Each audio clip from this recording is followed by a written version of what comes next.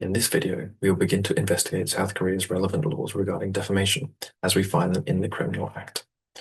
The specific punishments for non-compliance, as outlined in the Criminal Act, are imprisonment or imprisonment without prison labor for not more than 2 years, or a fine not exceeding 5 million won for true facts, and imprisonment for not more than 5 years, suspension of qualifications for not more than 10 years, or a fine not exceeding 10 million won for publication of false facts.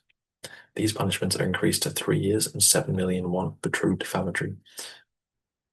These punishments are increased to 3 years and 7 million won for true defamation published by a newspaper, magazine, radio, or other publications, and 7 years and 15 million won for false defamation via the same mediums.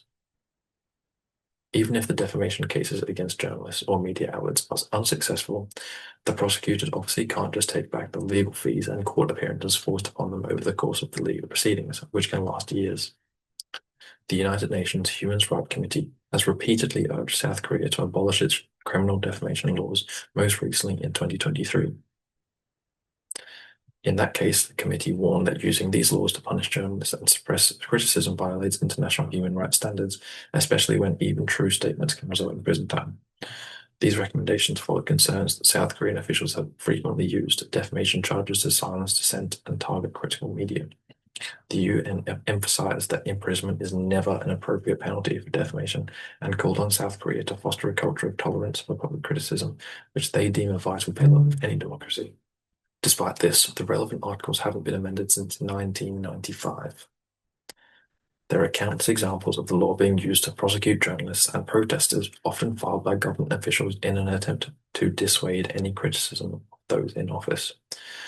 The clearest example of this is seen by looking broadly at how many defamation cases have been pursued against the media by each of South Korea's presidents. In the first 18 months of 2022 President Yoon's time in office alone, 11 different instances warranted defamation cases, the majority of which were criminal charges.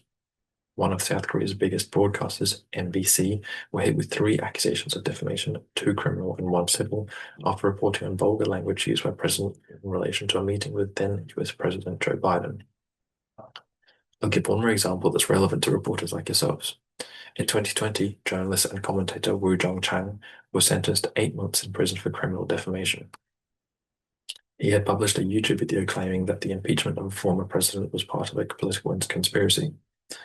Prosecutors argued that Woo's video spread false information that harmed the reputation of multiple public figures, including judges and political leaders involved in the impeachment process. The court found that his statements were not based on verifiable facts and that they failed to meet the legal threshold of serving public interest, which, as we've discussed, is the key requirement to avoid liability under South Korea's defamation laws. This case shows how defamation in South Korea can lead to prison time, especially when claims are made without evidence and target political institutions or figures.